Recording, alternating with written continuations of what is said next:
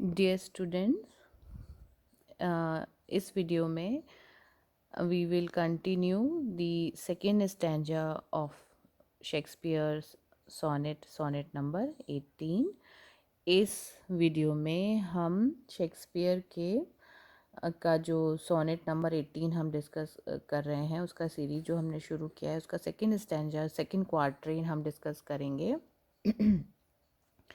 First video में मैंने आपको इस पोएम के बैकग्राउंड के बारे में बता दिया है कि इस कविता में इस पोएम में सोनेट में Shakespeare is comparing his friend mister WH to a summer's day. एक समर का दिन जितना सुंदर होता है, एक बसंत का दिन जो जितना सुंदर होता है, वे उसके साथ उन्होंने अपने मित्र की तुलना की। एंड उसके बाद खुद ही वो ये भी कहते हैं, no you are mean his friend, Shakespeare's friend is better than a summer's day. तो सेम आइडिया सेकेंड स्टेंजा में भी कंटिन्यू हो रहा है। समर डे के साथ उन्होंने तुलना तो कर दी अपने फ्रेंड की, but he himself is contradicting that idea. He is saying कि Shakespeare is saying that his friend is even better than the summer day. Summer के जो दिन जितना सुंदर होता है उससे भी ज़्यादा बेहतर है उनका मित्र। और किस तरह बेहतर है, this same thought is continuing in the second stanza that we will discuss in this video. So I'll begin the lines.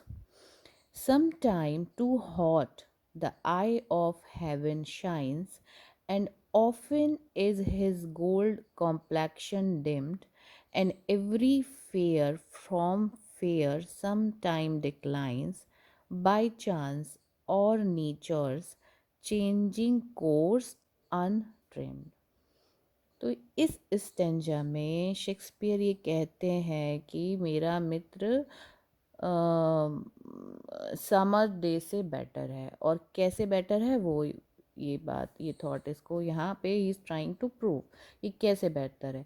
तो वो कहते हैं कि समर के मौसम में, लास्ट वीडियो में बेटा हमने डिस्कस किया था कि उन्होंने कहा कि समर, शेक्सपियर ने कहा कि समर्स में तो कभी कभी रफ विंड्स भी होती हैं, हार्श वेदर भी होता है, and it scatters the darling birds of May. Darling birds of May मैंने आपको बताया था, the beautiful flowers, the beautiful roses that Bloom in the month of May.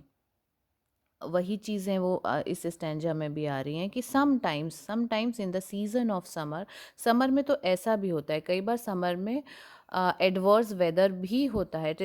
Summer is not always pleasant, summer हमेशा pleasant नहीं है।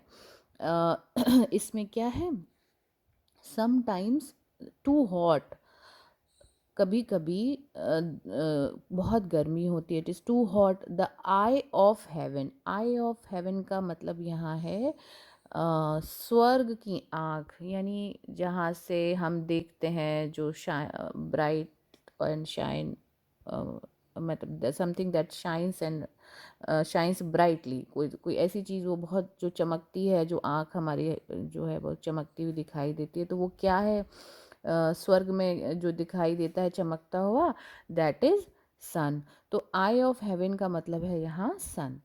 तो कभी कभी क्या होता है, the eye of heaven shines too hot, कभी कभी जो समुद्र, सॉरी, स्वर्ग की जो आँख है, एक तरह से उसकी तुलना की। अगेन यहाँ पे बेटा मेटाफर यूज़ हुआ है, sun has been compared with the eye of heaven. Please note it down.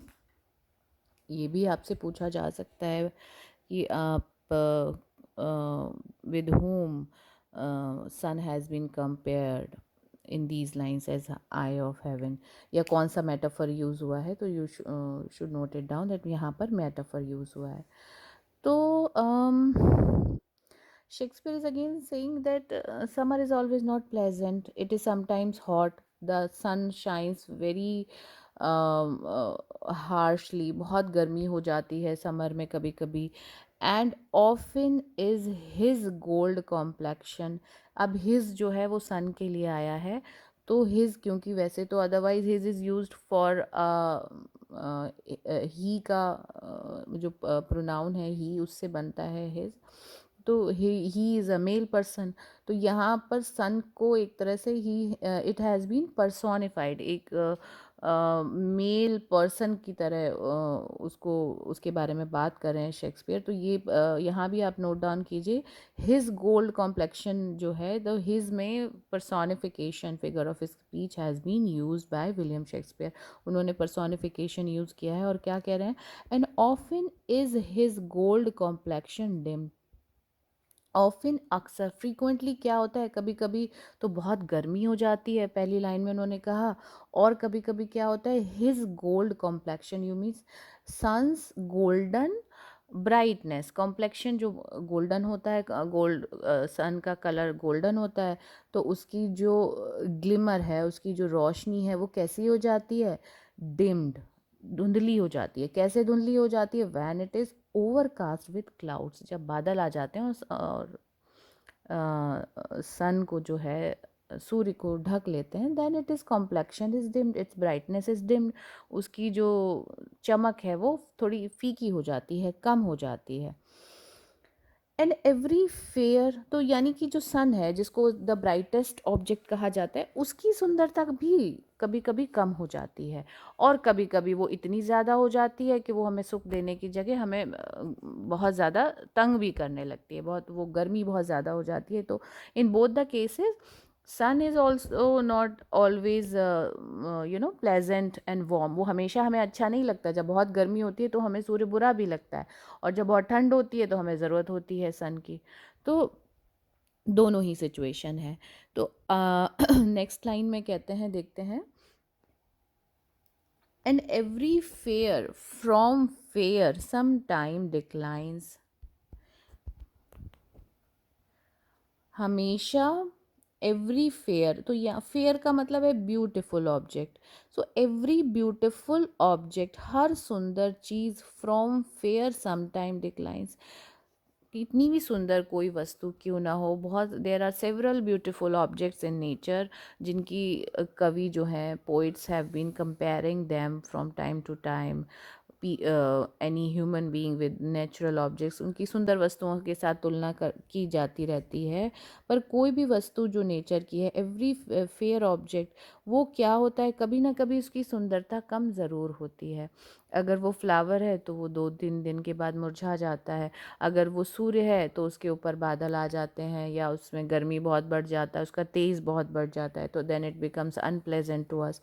या अगर वो, इफ़ इट इज़ मून, अगर वो चंद्रमा है, तो कुछ समय के लिए वो छुप जाता है, वो नहीं दिखाई देता, and it also it has stains on its surface, तो उस पर भी कहते हैं दाग है। So every object of nature which is considered one of the most beautiful things, it has its periods, उसका एक पीरियड है, एक समय है, उस समय के लिए वो उसकी सुंदरता रहती है और फिर वो नष्ट हो जाती है।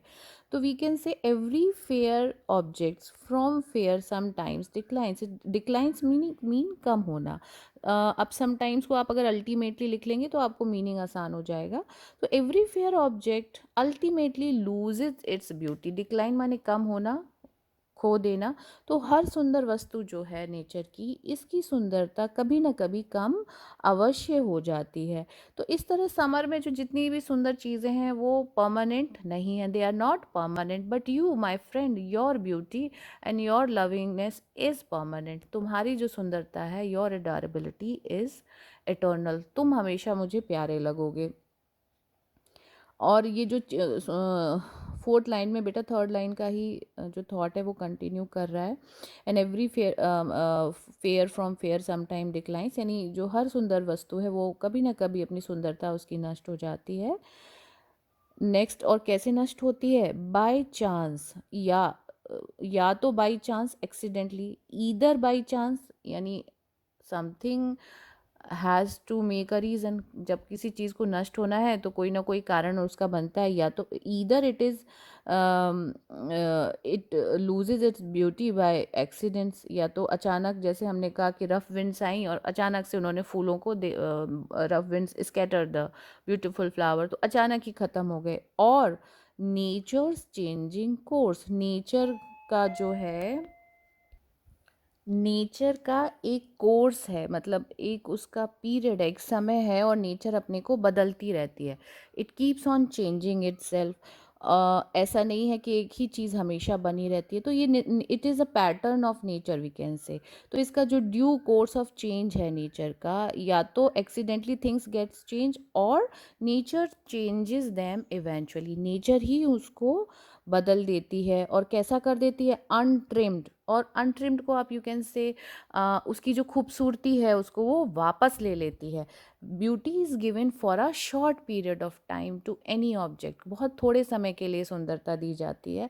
Untrimmed you can say its beauty is taken back by the nature, इसकी खूबसूरती को जो है वो नेचर वापस ले लेती है। So here again he is Shakespeare is again contradicting his idea जो उन्होंने पहली लाइन में एक्सप्रेस किया था, shall I compare thee to a summer's day.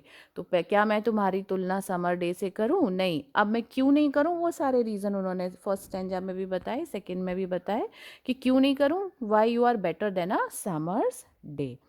तो आई होप बच्चों आपको समझ आया होगा। थर्ड और फोर्थ स्टैंजा जो है वो हम इस सीरीज़ के लास्ट जो नेक्स्ट वीडियो है, वीडियो नंबर 3, उसमें डिस्कस करेंगे। सो उस वो वहाँ हमें इस कविता का कंक्लूज़न पता चलेगा, what does Shakespeare wants to say. इस कविता में आखिर शेक्सपियर क्या कहना चाहते हैं ये हमें नेक्स्ट वीडियो में पता चलेगा। तो आई होप आपको समझ आ रहा होगा, and you must be enjoying also the poem.